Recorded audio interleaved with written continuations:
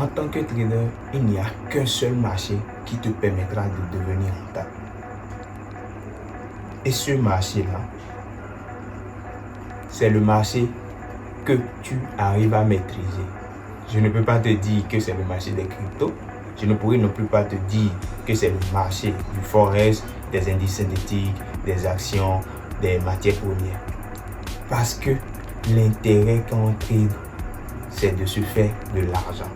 Donc, peu importe le marché sur lequel tu es à l'aise, c'est ce marché-là qui te convient. Tu ne vas pas faire du suivisme parce que ce qui est adapté à un trader A n'est pas forcément adapté à un trader B. Donc, tu vas choisir un marché sur lequel tu es à l'aise et tu t'y adaptes et tu y restes. Le plus tu restes sur ce marché, le plus tu as des probabilités de pouvoir voir des schémas sur ce marché-là, de pouvoir éviter certains pièges sur ce marché-là. Et c'est l'un des avantages que tu as par rapport à quelqu'un qui s'éparpille sur tous les types de marchés existants. Pourquoi je te dis ça? J'ai eu à apprendre un Ivoirien dans une de mes formations. On a terminé la formation il y a à peine 6-7 mois, je crois. Je ne savais pas au début qu'il n'avait pas fait l'école comme nous. Il avait fait l'école coranique. Donc, on avait fait la formation. On a commencé la formation. Donc, je l'ai pris comme un étudiant classique. Donc, on a pris la formation. J'avais déjà les cours là. Donc, on a fait des appels vidéo, les exercices, tout et tout. Mais je me rends compte qu'il y a une certaine lenteur dans la compréhension. Donc, en lui posant des questions, je me suis rendu compte qu'il y a quelque chose qui manquait. C'est là où il me disait qu'il n'a pas fait le cursus normal comme nous, mais qu'il a fait l'école coranique simplement. Je dis, ah ok.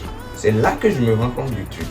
J'ai eu un déclic et je me suis dit, mais il est vraiment temps que je repère des schémas qui marchent directement sur le marché et que je les lui remette pour qu'il applique directement au lieu de vouloir passer par des explications compliquées, tout ça. J'ai dit ok, j'ai fait une liste des schémas là qui selon moi marchaient le plus sur le marché. J'en ai trouvé 8. Je lui ai remis ces schémas là et il a commencé le trading. Dites-vous que la dernière fois il m'a envoyé une capture où il a fait de $20 à 700. Derrière, il en a perdu 200, donc il est revenu à 500. Mais ça, c'est beaucoup plus parce qu'il n'a pas vraiment géré son risque. Peu importe la formation que tu fais, je ne peux pas t'apprendre à être un trader, mais je peux t'apprendre à trader. Donc, je lui ai appris à trader, mais devenir un trader, ça résulte de son expérience personnelle. Donc, il devait faire ses expériences. Donc, parce qu'il a mal géré le risque, il a eu à perdre de l'argent et il y a aussi eu des biais psychologiques, tout ça. Ça, c'est dans un autre débat. Donc, comme il est toujours en coaching, ce sont des trucs sur lesquels on va travailler pour qu'il s'améliore de jour en jour. Mais déjà là, vous remarquez que tu as beaucoup plus de facilité de comprendre les marchés financiers si tu t'adaptes à certains schémas. Si tu arrives à repérer un certain nombre de schémas que tu appliques juste. C'est pour ça que je vois que plus tu es intelligent, plus tu as un QI très élevé, que tu es curieux, tu fais tout ça, moins tu as de facilité à vraiment comprendre le trading. Parce qu'à un moment donné, il faut agir beaucoup plus comme un bête pour être rentable en trading. Tu as un système et tu te tiens à ce système-là, vaille que vaille. Tu ne laisses pas ce système-là pour t'attaquer à un autre système. Tu ne t'éparpilles pas. Tu restes sur ce même système-là pendant des années et des années. Regardez Warren Buffett. Il n'a pas investi dans des boîtes de technologie, vous voyez l'IA, il n'a pas investi dans des trucs comme ça forcément. Il a beaucoup plus investi dans des trucs qu'il connaît. Il investit dans ce qu'il maîtrise. Il a mis en place un système et il a feed ce système-là. Il a envoyé de la liquidité sur ce système-là pendant des années, pendant des dizaines d'années. Et on voit tous le résultat. Il ne descend pas des 10 plus riches au monde. Il est toujours dans le classement depuis des dizaines d'années. Donc, ceci voudra dire que en prenant un seul système que tu appliques tous les jours, sur le même marché, à un moment ou à un autre, tu vas forcément remarquer des choses que les autres ne remarqueront pas. Et c'est ce qui s'est passé. Sur ces 5 dernières années, j'ai pu remarquer ces schémas-là. Et ce sont ces schémas-là que j'applique maintenant au quotidien. Je ne me mélange pas avec d'autres notions parce que presque tous les jours sur les réseaux sociaux, tu verras de nouvelles notions. quelqu'un a créé une autre stratégie ici, il faut ajouter un autre indicateur ici, il a si. C'est vrai, tout n'est pas ajouté. Il y a des indicateurs qui peuvent t'aider, par exemple le footprint pour lire la liquidité, tout ça. Il y a le VWAP, il y a des indicateurs qui peuvent consolider déjà ta technique.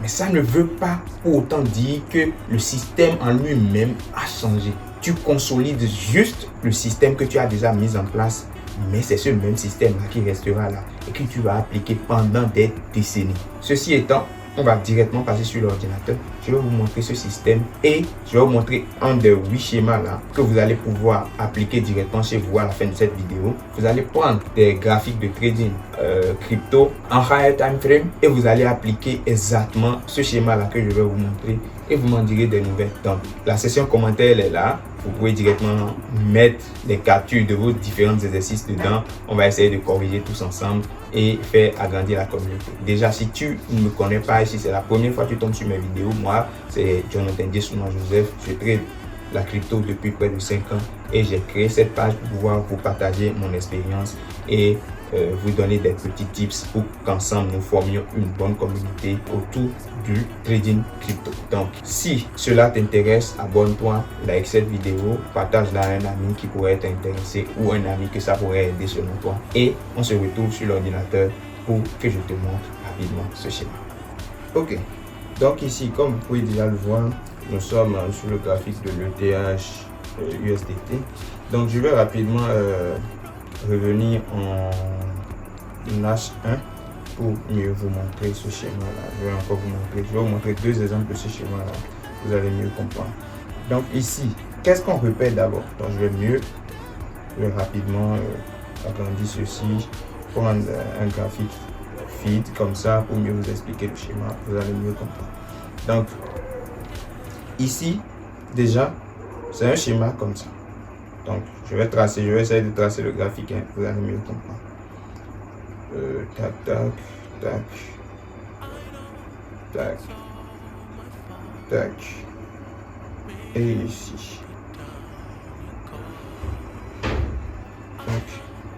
D'autres me diront que c'est de l'épaule tête épaule, mais c'est très loin de ça. Chacun a son avis après tout. Donc ici, on a ceci, ici, il y a un BOS ici. Tranquille. Donc d'abord, la première des choses à garder, c'est qu'il faut d'abord repérer,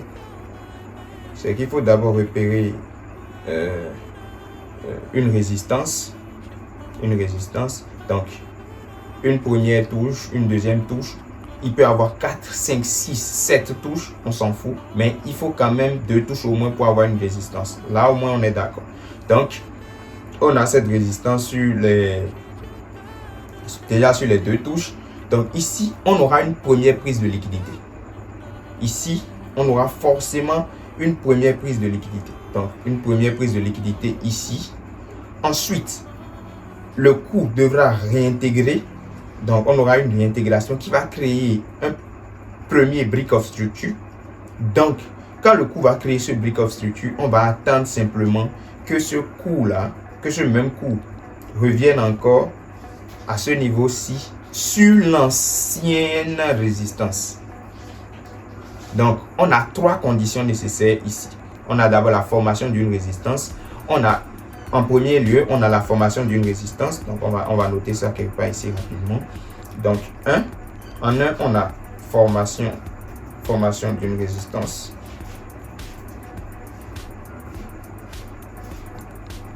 On a la formation d'une résistance. C'est bon.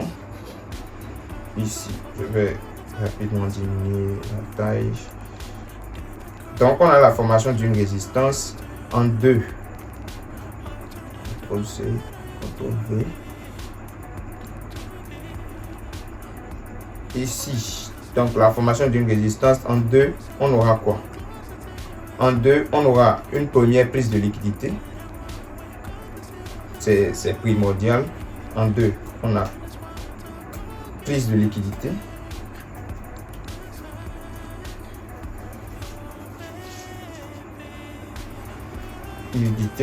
En 3, on a une réintégration.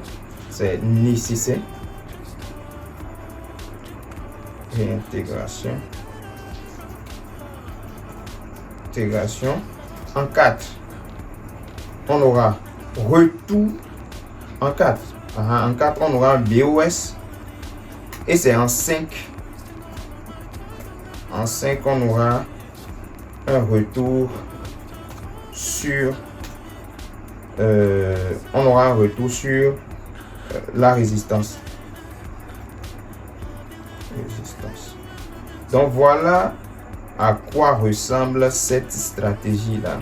Tranquille. Donc on a en 1 la formation d'une résistance, en 2 la prise de liquidité qui est ici, en 3 on aura une réintégration, c'est ça la réintégration. En 4 on aura une réintégration qui nous fera un BOS, c'est que cette réintégration va briser la structure en dépassant le plus bas précédent. Donc après ça maintenant on aura un retour sur la résistance et ce n'est qu'après ce retour sur la résistance là que en 6 on pourra faire notre entrée. On pourra avoir une entrée. C'est ça. En 6, on pourra avoir l'entrée. Maintenant, quand on aura l'entrée, notre trade sera ça. Ça va être notre trade. On va placer le stop loss en dessus de la prise de liquidité et idéalement notre take profit sur le plus bas formé. Sauf si on a des liquidités un peu plus bas, donc chacun en fonction de sa tolérance au risque, tout ça, comment il gère son risque, tout ça, donc chacun pourra choisir comment placer son stop loss et où placer aussi son take. Donc ici, c'est d'abord la théorie. On va directement passer à la phase pratique pour que vous puissiez mieux comprendre comment fonctionne tout ceci. Donc vous pouvez déjà, je vais laisser, faites une capture d'écran de ce premier schéma là et vous pourriez réviser ça pour ne pas forcément, vous comprenez déjà. Donc je vais nettoyer tout ceci et on va passer maintenant à la phase, on va directement passer à la phase pratique. On va directement passer à la phase pratique. Donc pour la phase pratique, ici on va changer d'unité de temps pour que vous puissiez mieux voir. Je vais passer en H4. Ok. Donc ici vous allez mieux comprendre. Déjà, on a ici une première touche. On a ici une première touche. Vous voyez, je vais mieux utiliser ça, vous allez mieux comprendre. Ici, on a une première touche. Ici, on a une deuxième touche. C'est bon. Donc, on a notre résistance. La résistance, notre résistance, c'est celle-là ici. C'est ça, notre résistance. Vous voyez, c'est ça ici. C'est ça, notre résistance ici. Donc, une première touche ici, une deuxième touche ici. Attendez, je vais voir si je peux modifier rapidement la ligne. Je vais la rendre plus visible, comme ça vous pourriez voir. Vous voyez, bon, là c'est un pointillé. En ligne droite, vous voyez, ça c'est la résistance. Je l'ai mis en noir. Elle est bien grosse là, actuellement vous la voyez. Donc une première touche, une deuxième touche. Ici on a eu une prise de liquidité. C'est bon. Après cette prise de liquidité, ici on a eu un BOS. On a un sommet ici. Je ne sais pas si vous voyez. Ce sommet là a été, la structure sur ce sommet a été brisée. Une fois que la structure sur ce sommet a été brisée, le cours est revenu ici. Donc, on a déjà la première partie, formation de la résistance. On a deuxième, prise de liquidité. Troisième, réintégration. On a la réintégration. Quatrième, on a eu le BOS qui a été validé. En cinquième position, on a eu retour sur la résistance qui est ici. Et ensuite, maintenant, qu'est-ce que nous on va faire? On va juste prendre notre sel à partir de là. Donc, moi, j'ai ajouté juste mon retracement de Fibonacci pour voir à quel niveau le cours peut se retourner. Donc, le cours a réellement choisi de dépasser la zone de l'OTE. Et après ça, le cours est rentré. Donc, rentré tranquillement, j'ai pris le trade là pour un final de 1 pour 10 parce que j'ai une liquidité ici, une très grande liquidité ici, j'ai une seconde liquidité ici, j'ai une troisième, une quatrième liquidité ici. Donc les liquidités sont faites pour être prises. Donc si il y a moyen que je puisse me faire un bon R, je ne vais pas me priver de ça. Donc il n'y a pas moyen que je me prive d'un si bon R. Donc c'est à peu près ça dans la pratique. Mais vous aurez des pièges, il y en aura plein. Les pièges, il y en aura. On va essayer de trouver un exemple si j'arrive à en trouver. Le piège, c'est beaucoup plus lorsque vous ne voyez pas le BOS. Le trading a un principe très simple. Quand tu ne vois pas la liquidité avant une prise de position, sache que c'est toi la liquidité. Et ça ne changera jamais sur le marché financier parce que c'est un marché basé uniquement sur la liquidité. Tous les acteurs présents sur le marché sont venus pour prendre de la liquidité. Et qu'est-ce que la liquidité? C'est de l'argent perdu par des gens comme toi et moi, pour la plupart du temps des retailers. Donc, il faut forcément que ces institutionnels-là trouvent des schémas pour nous induire en erreur et pour rafler la mise derrière. Le marché étant à zéro sum game, ça veut dire que la quantité exacte de montant gagné est égale à la quantité exacte de montant perdu. Donc, il faut forcément des gens pour perdre pour pouvoir avoir des gens pour gagner. Donc, dans ce cas, pour ne pas te faire berner, tu peux écrire en grand caractère sur ton bureau. Quand je ne vois pas la liquidité avant une prise de position, c'est moi la liquidité. Mais si tu ne veux pas aussi, j'ai une entreprise qui crée les tableaux. Je peux en créer un pour toi et te l'envoyer. Tu vas nécessairement payer. Bon, ça c'était une parenthèse. Il faut nécessairement ancrer cette phrase dans vos têtes. Quand vous ne voyez pas la liquidité avant une prise de position, sachez que c'est vous la liquidité. Jusque-là, même avec 5 ans d'expérience, il m'arrive d'être pressé pour pouvoir prendre un trade, mais finalement je me fais sortir et je remarque que j'ai été la liquidité. Parce que je n'ai pas appliqué cette règle-là, je ne me suis pas posé cette question-là avant ma prise de position. Si tu es débutant et ça t'arrive, c'est un truc normal. Il ne faut pas te dire maintenant que pourquoi toi, non. C'est un truc qui est normal et c'est avec l'expérience que tu vas réduire les risques de pouvoir te retrouver dans ce genre de situation. Donc s'il y a des questions, mettez-moi ces questions-là en commentaire. On va en discuter et ensemble on va pouvoir créer une bonne communauté pour pouvoir évoluer sur le trading de la crypto-monnaie. Donc j'ai une communauté gratuite à te proposer.